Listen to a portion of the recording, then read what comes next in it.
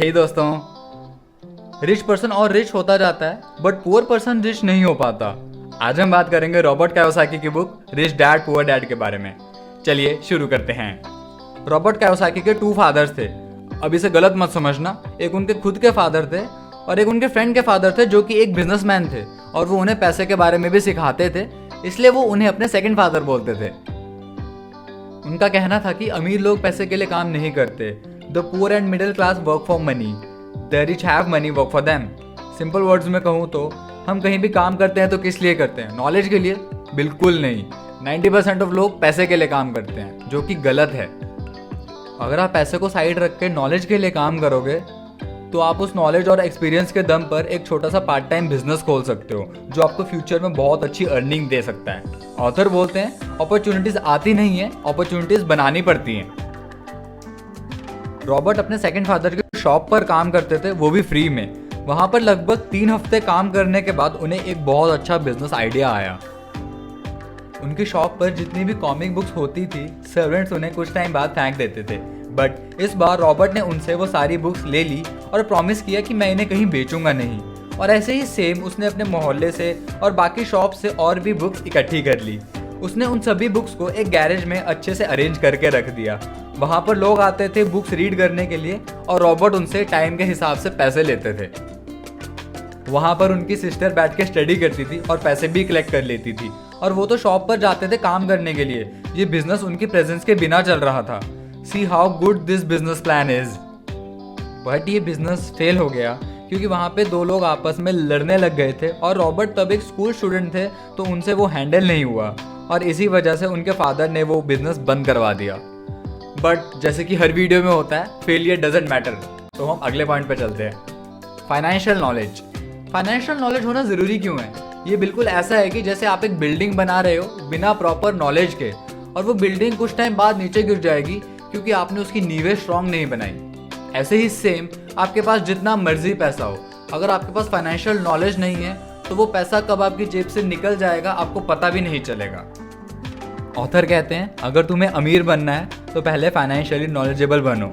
और financial knowledge कोई बहुत बड़ा पहाड़ नहीं है, ये सिर्फ 2 वर्ड्स की गेम है, एसेट्स एंड लायबिलिटीज।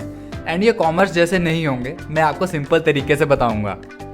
एसेट्स वो होते हैं जो आपकी जेब में पैसे डालते हैं एंड लायबिलिटीज वो होते हैं जो आपकी जेब से पैसे निकालते हैं। दैट्स इट, बस ये इतना सा ही था। पर यहाँ गलती ये हो जाती है, लोगों को एसेट्स एंड लायबिलिटीज में फर्क नहीं पता। वो लायबिलिटी खरीद लेते हैं ये सोचकर कि वो एसेट है। Difference between assets and liabilities. सबसे पहले बुक्स, ये आपका सबसे बड़ा एसेट है एंड लोग इसको अंडर एस्टिमेट करते हैं। मैं ये नहीं कह रहा कि स्कूल की बुक्स पढ़ो और क्लास में टॉप करो, कहीं पे टॉप करने के लिए नहीं, अपनी नॉलेज को टॉप पे ले जाने के लिए पढ़ो, क्योंकि सिर्फ नॉलेज है जो आपको फ्यूचर में अनलिमिटेड वेल्थ क्रिएट करके दे सकती है। मान लीजिए आपने एक अच्छा सा फ्लैट खरीदा। अब आप में से बहुत से लोगों की नज़रों में वो एक एसेट है बट इन रियलिटी वो लायबिलिटी है।